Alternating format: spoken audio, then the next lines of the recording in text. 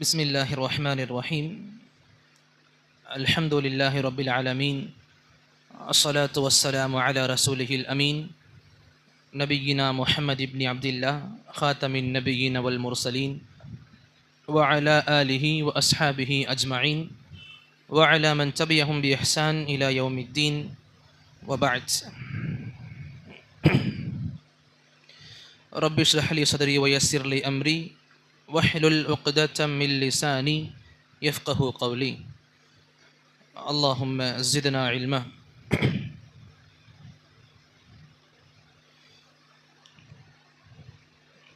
எல்லாம் வல்ல அல்லாஹ்வை போற்றியும் புகழ்ந்தும் துதித்தும் ஆரம்பிக்கின்றேன்.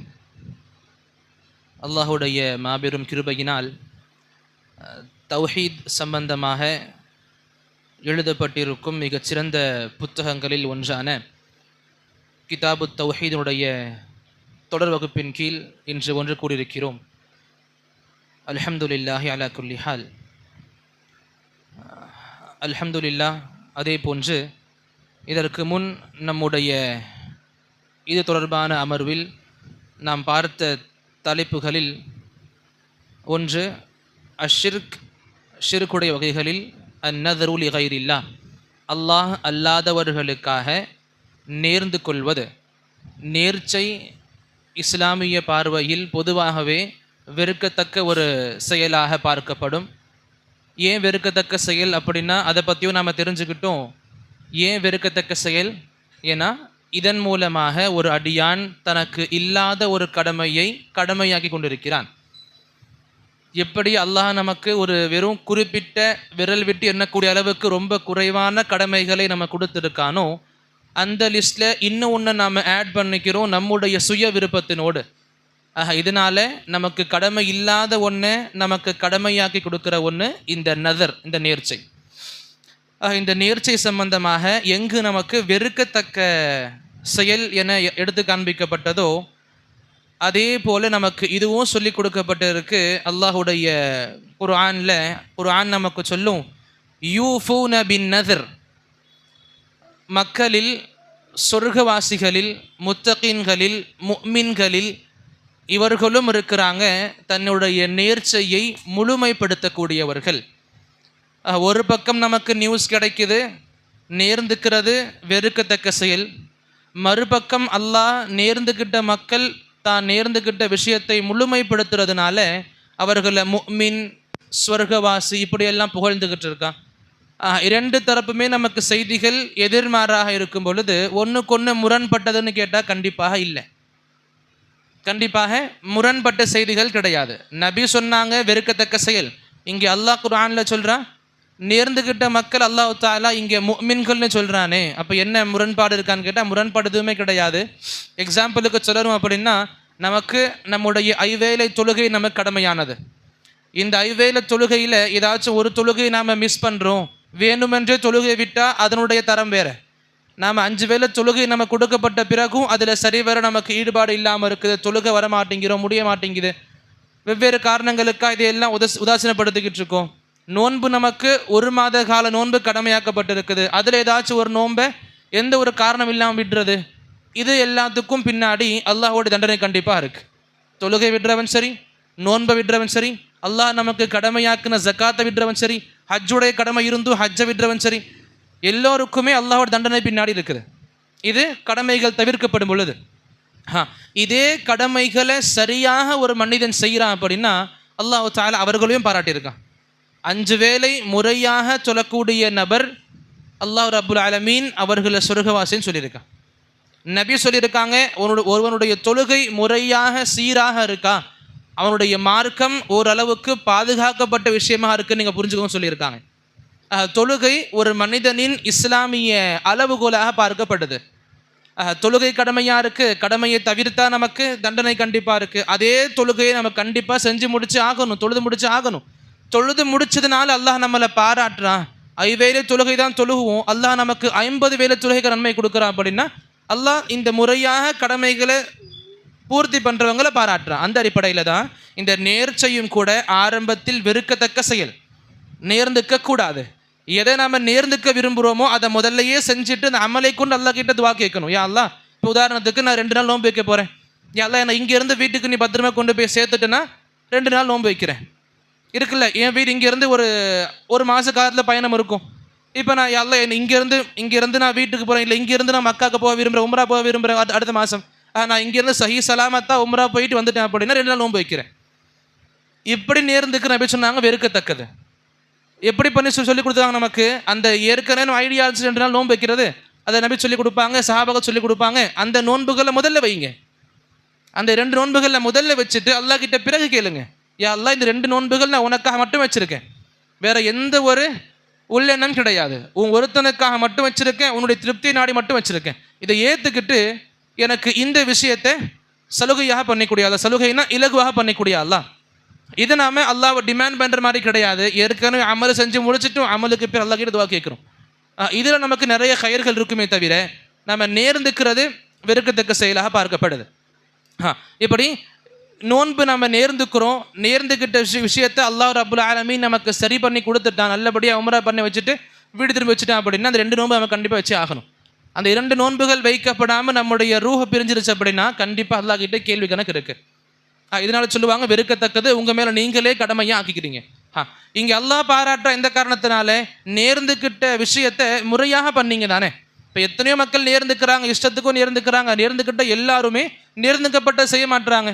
அந்த தருணத்தில் என்னென்னவோ நேர்ந்துப்பாங்க. அல்லாஹ் நமக்கான விஷயத்தை எடுத்து கொடுத்துட்டான் அப்படின்னா, நான் விரும்புகிறது நடந்துருச்சு அப்படின்னா அந்த நேர்த்திக்கடனை பூர்ணப்படுத்த மக்கள் முன் வர மாட்டாங்க. எதாவது முடிஞ்சிருச்சு. அல்லாஹ் முஷ்ரிக்கின் பற்றி அழகாக சொல்லி கொடுப்பான். மக்கால வாழ்ந்துக்கிட்டு இருந்த முஷ்ரிக்களை பற்றி எல்லாம் சொல்லி கொடுப்பான். அவங்க கடல் பயணத்தை நோக்கி போகும் பொழுது கடலில் அவங்களுக்கு ஏதாச்சும் ஒரு ஆபத்து தென்படுது அப்படின்னா அவங்க எல்லா தெய்வங்களையும் விட்டு அல்லாஹ் மட்டும் அழைப்பாங்க. தொல்லமன் ததுவுன இல்லா ஐயா, அல்லாஹ் விட்டுட்டு எல்லா எந்தெந்த தெய்வம் வழங்கி வந்தாங்களோ அந்த எல்லா தெய்வங்களையும் விட்டுட்டு அல்லாஹ் ஒருவன் அழைப்பாங்க.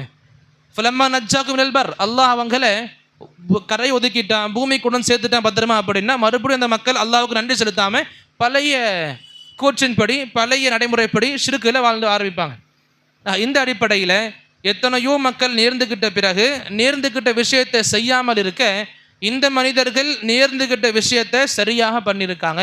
ஆக ஒரு முஃமினுடைய அடையாளமாக அல்லாஹ் இங்கே குறிப்பிட்டது, நேர்ச்சை ஒரு மனிதன் செய்துவிட்டால் நேர்ந்துக்கிட்ட விஷயத்தை அல்லாஹ் நம்ம விரும்புகிறத நடத்தின பிறகு அந்த விஷயத்தை நாம் கண்டிப்பாக செய்யணும். அந்த முஃமின் முறையாக செஞ்சு தீருவான். அப்போ நேர்ந்துக்கிட்ட விஷயத்தை முழுமைப்படுத்துவது, முழுமையாக செய்து முடிப்பது அல்லாஹ் ரப்புல் ஆலமீன் முஃமின்களுடைய அடையாளமாக சொல்லி கொடுப்பான். இங்கே இது பொதுவாக நேர்ச்சை சம்பந்தமாக அல்லாஹ் குர்ஆனில் பாராட்டும் விஷயம். முஸ்லிம்கள், முஃமின்கள், சுவனவாசிகள் நேர்ந்துக்கிட்ட விஷயத்தை முழுமையாக செய்து முடிப்பார்கள்.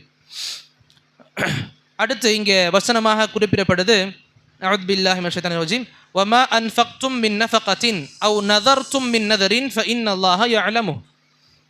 இங்கே அல்லாஹுடைய வசனம் நமக்கு இதையும் சொல்லி கொடுக்கும். வமா அன்ஃபக்தும் மின் நஃபகத்தின், நீங்கள் செலவு செய்யக்கூடிய செலவுகள் அல்லது நீங்கள் நேர்ந்து கொள்ளும் நேர்ச்சைகள், இவை அனைத்துமே அல்லாஹ் ரப்புல் ஆலமீன் நன்கறிந்தவனாக இருக்கிறான். இது சம்பந்தமாக ஏன் வசனம் இங்கே இறக்கப்பட்டுச்சு அப்படின்னா, பொதுவாக முஷ்ரிக்கீன்களுடைய வாழ்க்கையில், இன்னும் குறிப்பாக மக்கவாசிகளுடைய வாழ்க்கையில் பார்க்கும் பொழுது, அரேபியர்கள் மத்தியில் பார்க்கும் பொழுது, தன்னுடைய செல்வங்கள் அல்லது லாபங்கள் அல்லது வருவாய்கள் கொஞ்சம் அதிகமாக இருக்கும் அப்படின்னா அதை குறிப்பிட்ட பங்குகளாக போடுவாங்க. இந்த பங்கு முழுக்க முழுக்க அல்லாஹ்வுக்கானது, அல்லாஹ்வுக்காக மட்டுமே இந்த பங்கை நாம் செலவு செய்வோம். இன்னொரு பங்கு முழுக்க முழுக்க நாம் அல்லாஹ்வுடைய நெருக்கமாக வணங்கிட்டு இருக்க சிலைகளுடையது, முழுக்க முழுக்க இந்த சிலைகளுடைய பணிகளுக்காக வேண்டிய இந்த செலவுகளை அங்கு செய்வோம். இன்னொரு பக்கம் நம்முடைய பொது வாழ்க்கைக்கான நமக்கு தேவையானதை பண்ணிக்கலாம். இப்படி தன்னுடைய வருவாய்களை, செல்வங்களை பிரித்து வச்சுருந்தாங்க. அங்கே என்ன ஒரு கொடுமை நடக்கும் அப்படின்னா, முதல்ல இதுவே தப்பு. அல்லாஹ் அல்லாதவர்களுக்காக வேண்டி செலவு செய்கிறது, எந்த விஷயங்களை தெய்வமாக மக்கள் பார்க்குறாங்களோ அல்லாஹ் அல்லாதவர்களை அந்த இடங்களுக்காக செலவு செய்கிறது, சிலைகளாக இருக்கட்டும், கபறுகளாக இருக்கட்டும், சில இடங்களாக இருக்கட்டும், அதுக்காக வேண்டி செலவு செய்கிறதே தப்பு. இதில் என்ன நடக்கும் அப்படின்னா, இந்த சிலைகளுக்காக ஒதுக்கப்பட்ட செல்வங்கள் இருக்கும்ல, இது சம்பந்தமாக மக்கள் கேட்கும்போது எனக்கு ரொம்ப கஷ்டமாக இருக்குது, வாழ்க்கை ரொம்ப ரொம்ப ரொம்ப கஷ்டமாக போய்கிட்டு இருக்குது, எனக்கு ரொம்ப அர்ஜென்ட்டாக தேவைப்படுது, எனக்கு ஏதாச்சும் கொடுங்கன்னும் பொழுது இந்த சிலைகளுக்காக வேண்டி ஒதுக்கி வைக்கப்பட்ட செலவு கொடுக்க மாட்டாங்க. அதுல இருந்து எதுவும் தர மாட்டாங்க, இல்லைன்னு சொல்லி அனுப்பிடுவாங்க. இதே எல்லாமே காலியாகி அல்லாஹ்வுக்காக வேண்டி மட்டும் செலவு பண்ணக்கூடிய ஒரு அமௌண்ட் வச்சுருந்தாங்கல்ல, அது மட்டும் பேலன்ஸ் இருக்கும் பொழுது மக்கள் அவங்ககிட்ட கேட்குறாங்க, இந்த மாதிரி எனக்கு ரொம்ப தேவையாக இருக்குது, கஷ்டமாக இருக்குது, கூட ஏதாச்சும் உதவி பண்ணுங்க. அந்த நேரத்தில் அல்லாஹ் ரப்புல் ஆலமீன் அவனுக்காக எடுத்து வைக்கப்பட்ட செல்வங்கள்லேருந்து எடுத்து கொடுப்பாங்க. இது ஒன்று. இன்னொன்று, எங்கே அல்லாஹ் ரப்புல் ஆலமீனுக்காக வேண்டி வைக்கப்பட்ட பணமும் இருந்து, இந்த சிலைகளுக்காக வேண்டி ஒதுக்கப்பட்ட பணமும் இருந்து, இந்த சிலைகளுக்காக ஒதுக்கி வைக்கப்பட்ட பணங்கள் காலி ஆயிருச்சு, இப்போ இந்த சிலைகளுக்காக வேண்டி இன்னும் கொஞ்சம் செலவுகள் நமக்கு இருக்குது, இது சம்பந்தமாக எப்படி நம்ம செல்வங்களை திரட்டுவோம் அப்படின்ற பேச்சு வரும் பொழுது, எந்த செல்வங்களை அல்லாஹ்வுக்காக வேண்டி ஒதுக்கி வச்சுருந்தாங்களோ அதிலிருந்து எடுத்து செலவு பண்ணுவாங்க. இப்படி மக்கள் தன்னுடைய வருவாய்களை பகுதிகளாக பிரித்து வச்சுருந்தாங்க. இது அல்லாஹ்வுக்கு, சிலைகளுக்கு அப்படின்னு சொல்லிட்டு இப்படி பிரித்து வைக்கப்பட்ட இந்த விஷயங்களை பற்றி அல்லாஹ் சொன்னால், நீங்கள் பண்ணக்கூடிய எல்லாமுமே அல்லாஹ்வுக்கு தெரியும். நீங்கள் நேர்ந்துக்கிறதா இருக்கட்டும், நீங்கள் செலவு பண்ணக்கூடிய செலவுகளாக இருக்கட்டும், எல்லாமுமே அல்லாஹ் நன்கறிந்தவனாக இருக்கிறான். இப்படிப்பட்ட விஷயங்கள், இப்படிப்பட்ட நேர்ச்சைகள் அல்லாஹ் ரப்புல் ஆலமீன் அவனுக்கு பிடிக்காது. இப்படிப்பட்ட செலவுகள் பிரித்து பார்க்க அல்லாஹ்வுக்கு பிடிக்காது. இப்போ இந்த நேர்ச்சை சம்பந்தமாக நமக்கு நிறைய ஃபத்வாக்கள், நிறைய ஆலிம்களுடைய கருத்துக்கள் நமக்கு இருந்தாலும், ரொம்ப அதிகமாக நாம் தெரிஞ்சிக்க வேண்டியது, இன்னும் பொதுவாக இந்த நேர்ச்சைகளில் அல்லாஹ் அல்லாதவர்களுக்காக அதிகமாக நேர்ந்து கொள்ளக்கூடிய பழக்கங்கள் ஒரு குறிப்பிட்ட முஸ்லிம்களுக்கு மத்தியில் இருக்குது. குறிப்பிட்ட முஸ்லிம்கள் அல்லாஹ் அல்லாதவர்களுக்காக எப்படி அல்லாஹ்வை கொண்டு நேர்ந்து கொள்ளணுமோ அதே போல் இங்கே நேர்ந்துப்பாங்க. இப்போ தர்கா வழிபாடு பண்ணக்கூடிய மக்கள், கபர் பண்ணக்கூடிய மக்கள், ஒரு சில இடங்களை புனித ஸ்தலங்களாக மக்கள் கருதுகிட்டு இருக்காங்கல்ல, இப்படி எது இந்த மஸ்ஜித் ஹராம், மக்கா, மதீனா இதெல்லாம் விட்டுட்டு நார்மலான இடத்தை ஒரு புனித ஸ்தலமாக கருதக்கூடிய மக்கள், அவங்கெல்லாம் இந்த நேர்ச்சைகளை அல்லாஹ்வுக்காக எப்படி நேர்ந்துக்கணுமோ அதே போல் இங்கே நேர்ந்துப்பாங்க. இது சம்பந்தமாக ஹனஃபி மதுஹபுடைய ஆலிம்கள் நிறைய எதிர்ப்பு தெரிவிச்சிருக்காங்க. ஏன் ஹனஃபி மதுஹபுடைய ஆலிம்களை பற்றி தனியாக சொல்லப்படுது அப்படின்னா, இந்த செயல்களில் ஈடுபடக்கூடிய மக்களில் அதிகமானவர்கள் ஹனஃபி மதம் சார்ந்தவங்க சொல்லுவாங்க. யாரெல்லாம் இந்த நேர்ந்துக்கக்கூடிய இந்த விஷயத்தில் அல்லாஹ் அல்லாத மற்ற இடங்களுக்காகவே நேர்ந்துக்கிறாங்களோ அவங்க எல்லாம் பொதுவாக சொல்லக்கூடிய விஷயம், நாம் ஹனஃபி மதபை சார்ந்தவங்க. அதிகமான மக்கள், தர்கா வாசிகளாக இருக்கட்டும், ஃபாத்திஹா துரூத் இருக்கவங்களா இருக்கட்டும், அதிகமான மக்கள் இந்த மதபு ஹனஃபியை சார்ந்தவங்களாக இருப்பாங்க. இல்லை மாஷா அல்லாஹ், எல்லாரையும் சொல்ல வரல, அதிகமான மக்கள் அப்படி இருக்காங்க. இதனாலேயே இவங்களுடைய மதபை சார்ந்த பெரிய ஆலிம்களில் 2 பேருடைய கருத்தை நான் இங்கே சொல்ல ஆசைப்படுவேன். அதில் முதலாவது ஷேக் காசிம் அல் ஹனஃபி அலை ரஹ்மா, அல் மிஸ்ரியும் கூட, ஷேக் காசிம் அல் ஹனஃபி அல் மிஸ்ரி அலை ரஹ்மா, அவங்களுடைய நிறைய புத்தகங்கள் இருக்குது, நிறைய ஃபத்வாக்கள் இருக்குது. அவங்களுடைய அழகான ஒரு ஃபத்வாவை ஷேக் இப்னு நுஜைம் அல் ஹனஃபி, இவங்களும் ஒரு நல்ல ஆலிம் அல்ஹம்துலில்லாஹ், இவங்க தன்னுடைய புத்தகமான பஹ்ருர் ராயிக் அப்படின்ற புத்தகத்தில் கிதாபு சௌமுடைய நோன்பு சம்பந்தமாக வரக்கூடிய பாடங்களுக்கு கீழே குறிப்பிடுவாங்க. யார்? இப்னு நுஜைம் அலைஹி ரஹ்மா. இவங்க ஷேக் காசிம் அல் ஹனஃபியுடைய ஃபத்வாவை குறிப்பிடுவாங்க தன்னுடைய புத்தகத்தில். என்ன ஃபத்வாவாக இருக்கும் அப்படின்னா, மனிதர்களில் சில பேர் இப்படியும் இருக்கிறாங்க, நேர்ந்துக்கக்கூடிய விஷயத்தில் எப்படி நேர்ந்துக்கிறாங்க, எந்த ஒரு தப்பாக இருக்கட்டும், இல்லை எந்த ஒரு தேவையாக இருக்கட்டும், அது உடல் சார்ந்த நோயிலிருந்து சிவா கிடைக்கணும் அப்படியா இருக்கட்டும், இல்லை வீட்டில் உள்ள கஷ்டங்கள் தள்ளி போகிறதுக்காக இருக்கட்டும், நீங்கி போகிறதுக்காக இருக்கட்டும், இல்லை குழந்தை வரம் இல்லாமல் இருக்குது, குழந்தை நாடியாக இருக்கட்டும், வியாபாரத்தில் நஷ்டம் ஏற்படுறது வியாபாரத்தை நாடியாக இருக்கட்டும், இப்படி எந்த ஒரு ஆபத்தையொட்டியும் ஒரு மனிதன் நேர்ந்துக்கிறான் அப்படின்னா இப்படியும் மக்கள் நேர்ந்துக்கிறாங்க. ஏதாவது ஒரு சாலிஹுடைய கபர்கிட்ட போகிறாங்க. சாலிஹ் அப்படி நல்ல மனிதர், ஒரு நல்ல மனிதர், ஏற்கனவே நல்ல மனிதராக வாழ்ந்து இறந்தவங்களை அவங்களுடைய கபர்கள் சம்பந்தமாக மக்கள் நிறைய மதிப்புகள் கொடுக்கப்பட்ட காலம் அது. ஏதாவது ஒரு சாலிஹுடைய கபர்களுக்கு போகிறாங்க, ஒரு நபருடைய ஒரு வலியுடைய கபருக்கு போகிறாங்க. எப்படி அல்லாஹ்வுக்கு முன்னாடி நிற்கும் பொழுது தலை குனிஞ்சு நிற்போமோ அதே போல் அவங்க அங்கேயும் தலை குனிஞ்சு நிற்கிறாங்க. எப்படி அல்லாஹ்வுக்கு முன்னாடி இருக்கும் பொழுது உடைகளை பேணி கொள்வோமோ அவங்களும் அந்த இடத்துல உடைகளை பேணி கொள்கிறாங்க, தலைகளை மறைச்சிக்கிறாங்க, இந்த கர்ச்சிஃப்களை போட்டுக்கிறாங்க, ருமால்களை கட்டிக்கிறாங்க. அங்கேருந்து அந்த கபருக்கு முன்னாடி இருந்து பேசுகிறாங்க, இமாமே உங்களுடைய கிருபையினால, உங்களுடைய சிபாரிசினால என்னுடைய இந்த பிரச்சனை தீர்ந்துருச்சு அப்படின்னா, எங்கே நின்று அந்த கபருக்கு முன்னாடி நின்று அந்த மக்கள் தன்னுடைய தேவைகளை சொல்றாங்க, உங்களுடைய சிபாரிசை கொண்டு என்னுடைய இந்த பிரச்சனைகள் தீர்க்கப்படுது, சரியாகப்படுது அப்படின்னா உங்களுக்காக நான் இவ்வளவு தங்கங்கள் ஒதுக்குறேன், உங்களுக்காக நான் இவ்வளவு வெள்ளி காசுகள் ஒதுக்குறேன், உங்களுக்காக இவ்வளவு பணத்தை ஒதுக்குறேன், இல்லை நீங்கள் இருக்கிற இந்த கபர் இருக்கிற இந்த இடத்துக்காக 1 வருஷத்துக்கான செலவுகள் எடுத்துக்கிறேன், இங்கே வரக்கூடிய எல்லாம் கரண்ட் பில் நான் கட்டிக்கிறேன், இல்லை இந்த இடத்துல பணிபுரியக்கூடிய இந்த நபர்களுக்கு அவங்களுடைய உணவு உடை இதற்கான நான் எல்லா விஷயங்களும் பொறுப்பேற்றுக்கிறேன். இப்படி நேர்ச்சை மக்கள் நேர்ந்துக்கிறாங்க. சொல்கிறது புரியுதா? அந்த நேர்ந்துக்கிற மக்கள் சம்பந்தமாக சொல்கிறாங்க. இப்படி மக்கள் நேர்ந்துக்கிறாங்க, தன்னுடைய தேவையை ஒட்டி ஒரு கபருக்கிட்ட போய் நின்று அந்த கபரில் இருக்கிற உண்மையிலே வாழ்ந்தாங்கன்னு நமக்கு தெரியாது, அவர் மன்னித்து நமக்கு தெரியாது. இப்போ அந்த ஏதோ ஒரு கபர்கிட்ட நின்று போய் கேட்குறாங்க, இந்த மாதிரி என்னுடைய வாழ்க்கை இந்த பிரச்சனைகள் இருக்குது, இந்த பிரச்சனைகள் எல்லாம் சரி செய்யப்படுது அப்படின்னா நான் உங்களுக்காக இவ்வளவு காசு பணங்கள் இல்லை இந்த இடத்துக்காக இவ்வளவு பணிகளை நான் எடுத்துக்கிறேன். இதை சொல்லும் பொழுது இதையெல்லாம் எடுத்து காண்பிச்சுட்டு கடைசியில் சொல்லுவாங்க, இப்படிப்பட்ட நேர்ச்சைகள் முழுக்க முழுக்க பாத்திலானது. ஒரு ஹனஃபி ஆலிம் ஷேக் காசிம் அலைஹி ரஹ்மா அவங்க சொல்கிறாங்க, இது முழுக்க முழுக்க பாத்திலானது. ஏன் பாத்திலானது? இது பாத்தில்னு சொல்கிறதுக்கு நிறைய காரணங்களும் இருக்குது. அதில் நிறைய காரணங்களை மென்ஷன் பண்ணுவாங்க, குறிப்பிடுவாங்க. அதில் அழகாக சொல்லியிருப்பாங்க, எப்படி அல்லாஹ்வுக்கு முன்னாடி நாம் எந்த கண்ணியத்தை பேணுவோமோ அந்த கண்ணியத்தை இங்கே நாம் கடைபிடிக்கிறது இதுவே மிகப்பெரிய தப்பு. அல்லாஹ்க்கு முன்னாடி தொழுகும் பொழுது, அல்லாஹ்வுடைய பள்ளி இருக்கும் பொழுது எப்படி நம்மளை நல்லபடியாக பாதுகாத்து போவோமோ, நல்லபடியாக பேணிக் கொள்வோமோ, அந்த அடிப்படையில் இங்கே இந்த இடத்துல பேணுறது மிகப்பெரிய தப்பானதாக இருக்குது. பிறகு சொல்லி கொடுப்பாங்க, நாம் அல்லாஹ்கிட்ட நேர்ந்துக்கிறது எந்த அடிப்படையில் இருந்துக்கிறோம்? அல்லாஹ் தான் ஹாலிக், நம்மளை படைச்சவன், அல்லாஹ் நம்மளை படைச்சிருக்கான், அவங்கிட்ட நேர்ந்துக்கிறது அது ஒரு தனி விதமான வணக்க வழிபாடு, இபாதத். அது இப்போ ஹாலிக் நம்மளை படைச்சவனுக்கு நம்ம செய்ய வேண்டிய இபாதத்துகளை படைக்கப்பட்டவர்களுக்காக எப்படி செய்கிறது? இபாதத் வணக்க வழிபாடு அப்படின்னா அது அல்லாஹ்வுக்கு மட்டும் செய்யணும், ஏன்னா படைச்ச நம்மளை அவன் தான். இப்போ படைச்ச அல்லாஹ்வை விட்டுட்டு படைக்கப்பட்ட இந்த மனிதர்கள், படைக்கப்பட்டவர்களுக்கு எப்படி நாம் ஒரு வணக்க வழிபாடை செய்கிறது?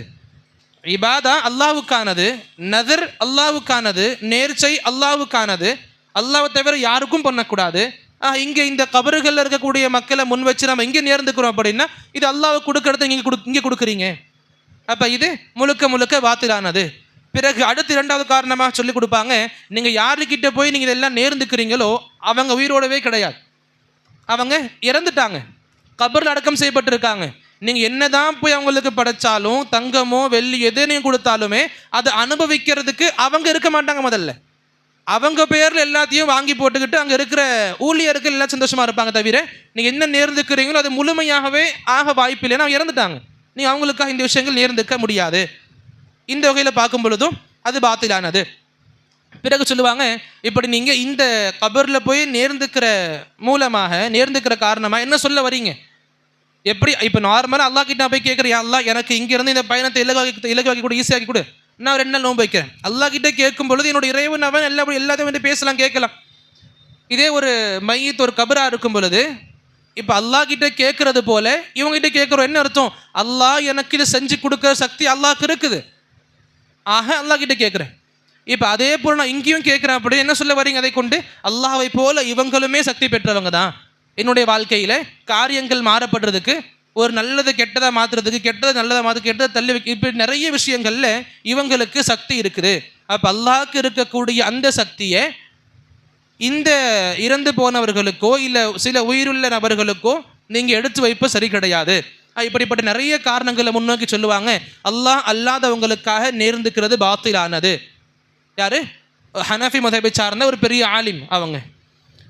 இதையெல்லாம் சொல்லுவாங்க, இப்படிப்பட்ட நேர்ச்சைகள் பாத்திலானது, ஹராமானது, இதை நாம் ஒரு முஸ்லீம் உண்மையே பண்ணக்கூடாது.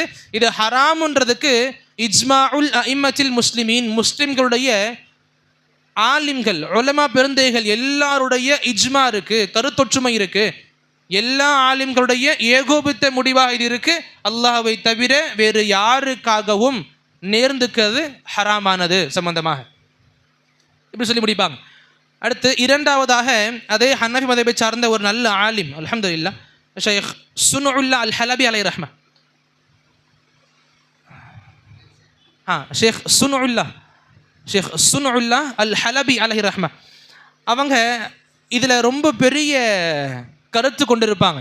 அழகான கிதாப் எழுதுவாங்க. கிதாபுடைய பெயர் நல்ல அழகாக இருக்கும். சொல்லுவாங்க, கிதாபுடைய பெயர் கொடுப்பாங்க கிதாபுக்கு சைஃபுல்லா. கிதாபுடைய பெயர் கொடுப்பாங்க சைஃபுல்லா அலாமன் கதப் அலா அவுலியா இல்லா.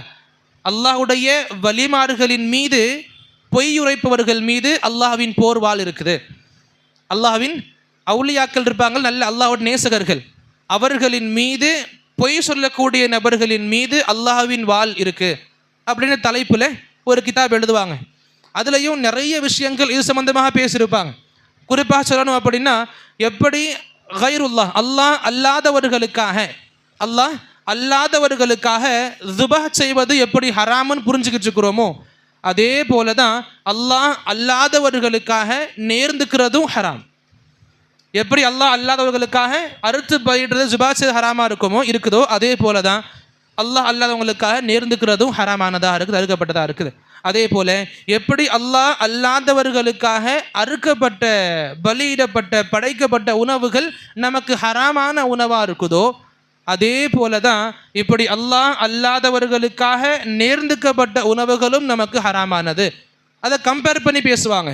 அல்லாஹ் அல்லாதவர்களுக்கு இதுபாக பண்ணுறது எப்படி ஒரு பெரிய பாவம் ஷிர்க்ல இருக்குமோ, அதே போல தான் அல்லாஹ் அல்லாதவர்களுக்கு நேர்ந்துக்கிறதும் கூட.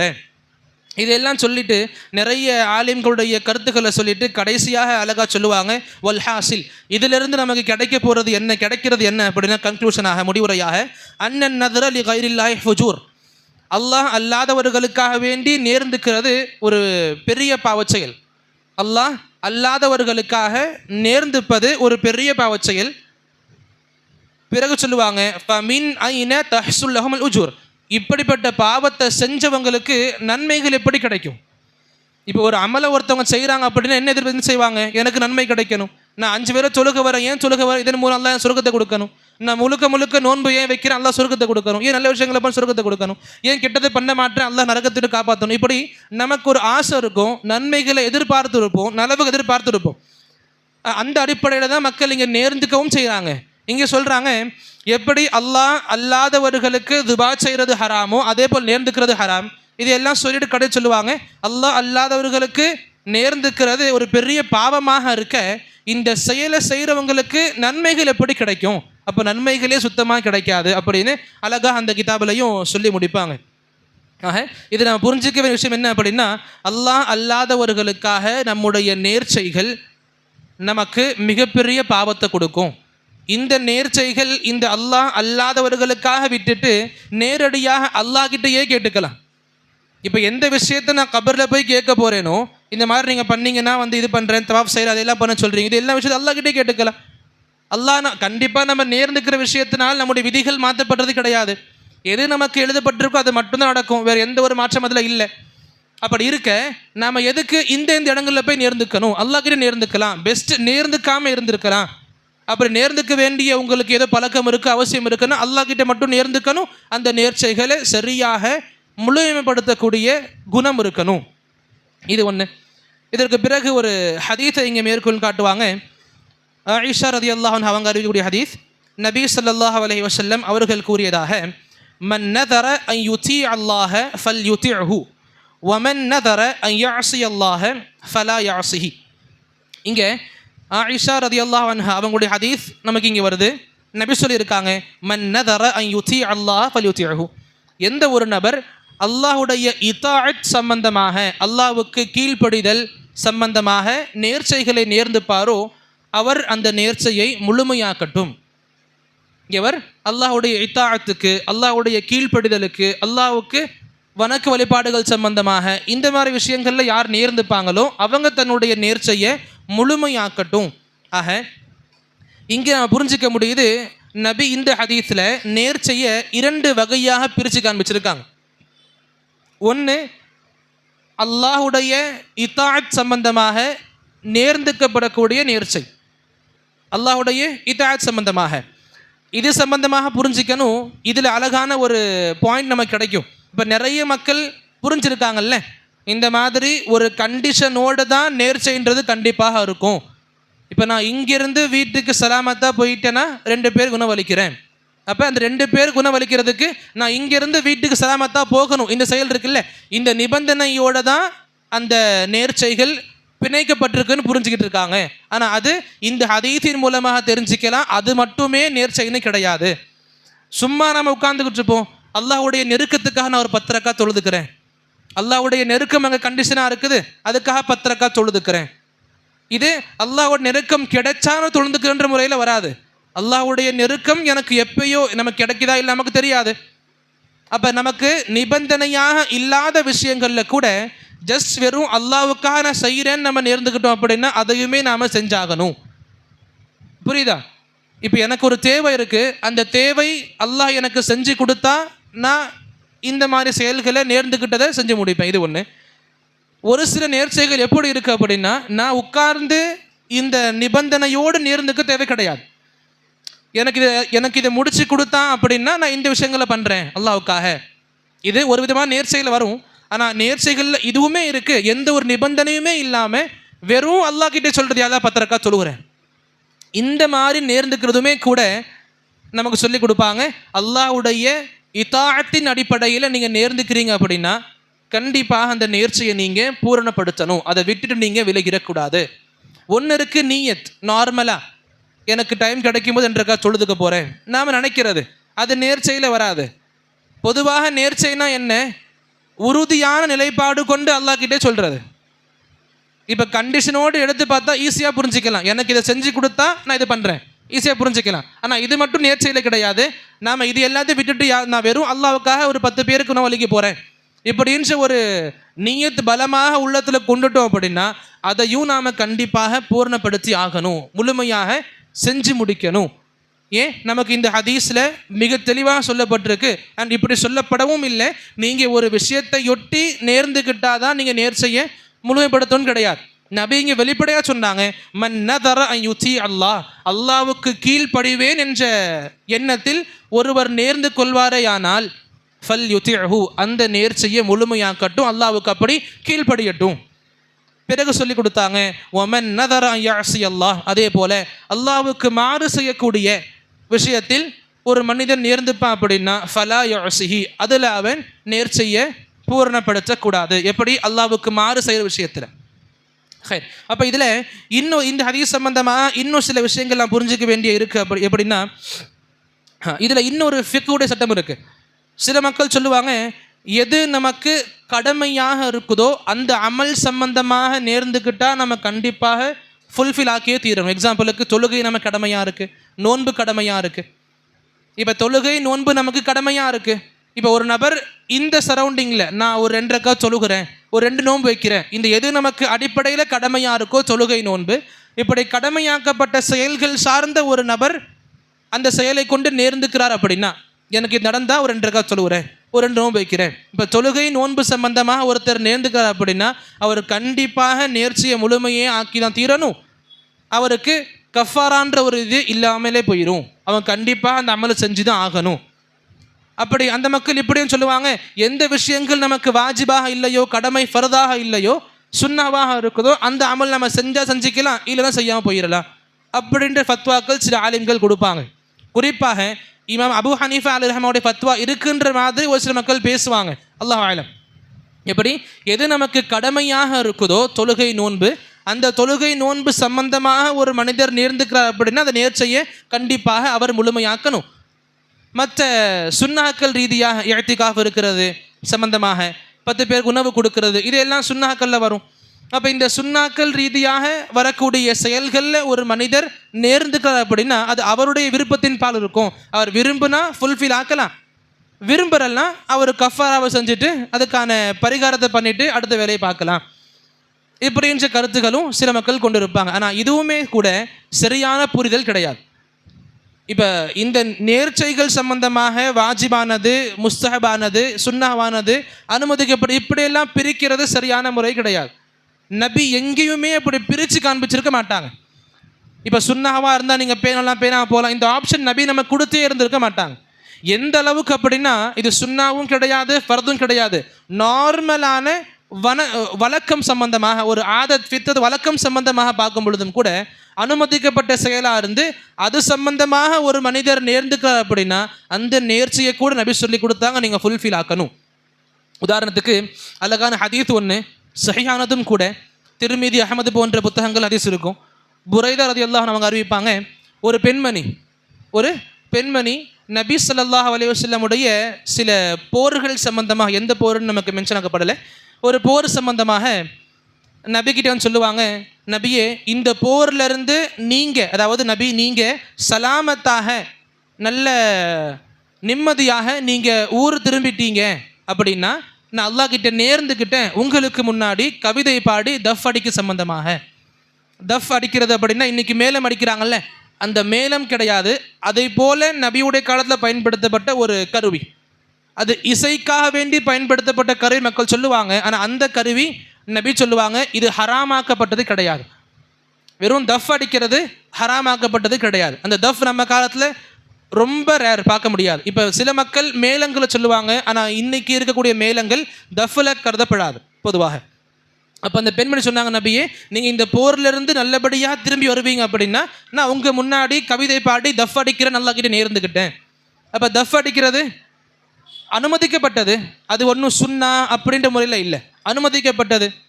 நபி சொன்னாங்க நீங்கள் உண்மையிலேயே அப்படி வேண்டி இருக்கீங்க, நேர்ந்துக்கிட்டு இருக்கீங்க அப்படின்னா பண்ணுங்க, அப்படி நேர்ந்துக்காமல் உங்கள் ஆசையாக இருந்தால் பண்ணாதீங்க. ஏன்னா நபிக்கு அந்த கருவியிலிருந்து கூட சத்தம் வருது பிடிக்காது, அது அனுமதிக்கப்பட்டது தான். நபி சொல்லுவாங்க நீங்கள் உண்மையிலேயே ஏற்கனவே நேர்ந்துக்கிட்டு முடிச்சிட்டிங்க அப்படின்னா நீங்கள் பண்ணிது ஆகணும், நீங்கள் அதை பண்ணிக்கோங்க. அப்போ நீங்கள் நேர்ந்துக்கலை, இப்போ உங்களுக்கு ஆசையாக இருக்குன்னா நீங்கள் பண்ண வேணாம். அதுக்கு அந்த பெண்மணி சொல்லுவாங்க, இல்லை நபி நான் முதல்லையே நேர்ந்துக்கிட்டேன். அப்போ நபி அனுமதி கொடுப்பாங்க. நபிக்கு முன்னாடி சில கவிதைகளை பாடி தஃப் அடிச்சுக்கிட்டு இருப்பாங்க. அபூபக்கர் வருவார், தஃப் அடிச்சுக்கிட்டே இருப்பாங்க, கவிதை பாடிட்டு இருப்பாங்க. அலி வருவாங்க, தஃப் அடிச்சு கவிதை பாடிட்டு இருப்பாங்க. உஸ்மான் வருவாங்க, அதே இப்போ தஃப் அடிச்சு கவிதை பாடிட்டு இருப்பாங்க. பிறகு உமர் வருவாங்க. உமர் வந்ததை பார்த்த உடனே தஃப்பை கீழே போட்டு மேலே எழுந்துப்பாங்க, தஃப்பை கீழே வச்சுட்டு மேலே எழுந்துப்பாங்க ஏறி. இதை பார்த்த சஹாபாக்கள் ஆச்சரியம் பார்ப்பாங்க, எதுக்கு இப்படி இருக்கணும் அவங்க. பிறகு நபியே சொல்லுவாங்க, உமர் அவங்களே ஆச்சரியப்பட்டு பார்ப்பாங்க, இது ஏன் நீங்கள் நிப்பாட்டிட்டீங்கன்னு சொல்லி. இப்போ நபி சொல்லுவாங்க, உமர் உங்களை கண்டு ஷைத்தானே பயப்படும் பொழுது இந்த செயல்கள் ஒன்றும் பெருசு கிடையாது. அப்போ நபி விளக்குவாங்க, இவங்க இந்த காரணத்துக்காக தஃப் அடிச்சுக்கிட்டு இருந்தாங்க. அபூபக்கர் வந்தார், கண்டினியூ பண்ணிக்கிட்டு இருந்தாங்க. அலி வந்தார், கண்டினியூ பண்ணிக்கிட்டு இருந்தாங்க. உஸ்மான் வந்து கண்டினியூ பண்ணிக்கிட்டு இருந்தாங்க. உங்களை பார்த்து தாங்க இப்போ நிலைமை எப்படி இருக்குது.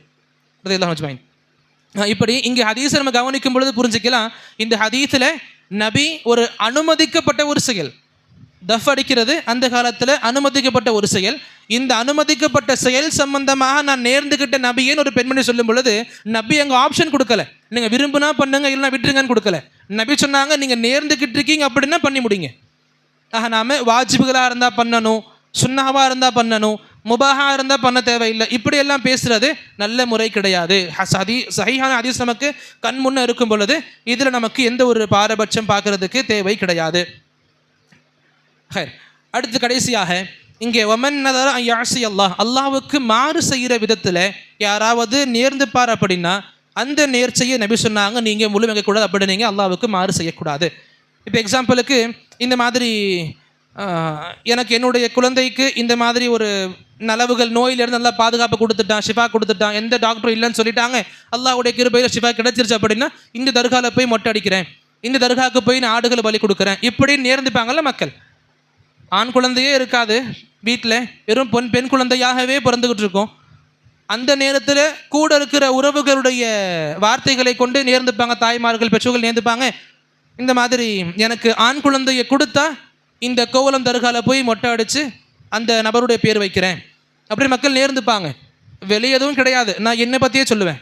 என்னுடைய வீட்டில் எனக்கு 4 அக்கா, ஒவ்வொரு பெண் குழந்தை பிறக்கும் பொழுதும் எதிர்பார்ப்பு ஆண் குழந்தையாக இருக்கணும். ஏன்னா பெண் குழந்தை பிறந்தாலே மக்கள் யோசிப்பாங்களே செலவுகள் ஆரம்பிச்சிருச்சுன்னு சொல்லி. அப்போ ஆண் குழந்தைக்கு எதிர்பார்த்துக்கிட்டு இருந்தாங்க. அப்போ 4வது பிள்ளையும் பெண் குழந்தையாக இருக்கும் பொழுது அப்போ மக்கள் எல்லாம் கூட உறவுகள்லாம் சொல்லி இது நேர்ந்துக்கிட்டாங்க. இந்த மாதிரி அடுத்து வரக்கூடிய பிள்ளை ஆண் குழந்தையாக இருந்தால் இந்த மாதிரி கோவலம் தர்கா இருக்குல்ல, அங்கே போய் பிள்ளைக்கு இப்படி பண்ணி அதே பேரை தைமன்சாரி வச்சுருவேன் அப்படின்ற பேர் நேர்ந்துக்கப்பட்டுச்சு. அதே போல் அல்லாஹ்வுடைய கிருபையினால் நான் பிறந்தேன். இது என்ன புரிஞ்சுக்கிட்டாங்க, இப்படி நேர்ந்துக்கிட்டதுனால தான் ஆண் குழந்தை பிறந்துச்சுன்னு சொல்லி அதே போல் அங்கே கொண்டு போய் தைமன்சாரி பேருக்கான காரணம் அதுதான். அங்கே கோவலம் தர்காவில் கொண்டு போய் அங்கே இருக்கும்ல போர்டில் அது தைமன்சாரி பாவான்னு சொல்லி அந்த பெயரை கொண்டு பேர் வச்சாங்க. நவதுபில்லா மின் தாலிக். இப்போ இப்படிப்பட்ட விஷயங்கள் இருக்குது உண்மையிலேயே மக்கள்கிட்ட. அப்போ இங்கே சொன்னாங்க, அல்லாஹ்வுக்கு மாறு செய்யக்கூடிய விஷயத்தில், அல்லாஹ்வுக்கு மாறு செய்யக்கூடிய விஷயத்தில் ஒருத்தர் நேர்ந்துப்பாங்க அப்படின்னா ஃபலா யஸிஹி, அப்படி மாறு நீங்கள் செய்யக்கூடாது. அதுக்கு பதில் கஃபாரா பண்ணிட்டு போகணும். புரியுதா? இந்த நேர்த்தி கடன்றது அல்லாஹ்வுக்கு மாறு செய்யக்கூடிய விஷயத்தில் இருக்குது அப்படின்னா நாம் அல்லாஹ்வுக்கு மாறு செய்யக்கூடாது. அதற்கு பதில் அப்படி விட்டுட்டு போகணுமா? அதுவும் கிடையாது, கஃபாரா பண்ணிட்டு போகணும்.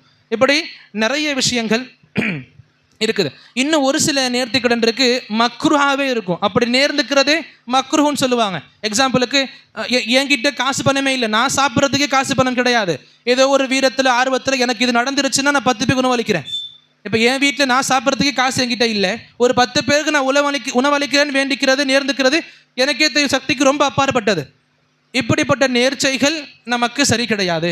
இப்போ நான் உம்ரா போகிறதுக்கே காசு இல்லை, எனக்கு இந்த மாதிரி நடந்துருச்சு அப்படின்னா ஒரு பெரிய விஷயமா இருக்கும்.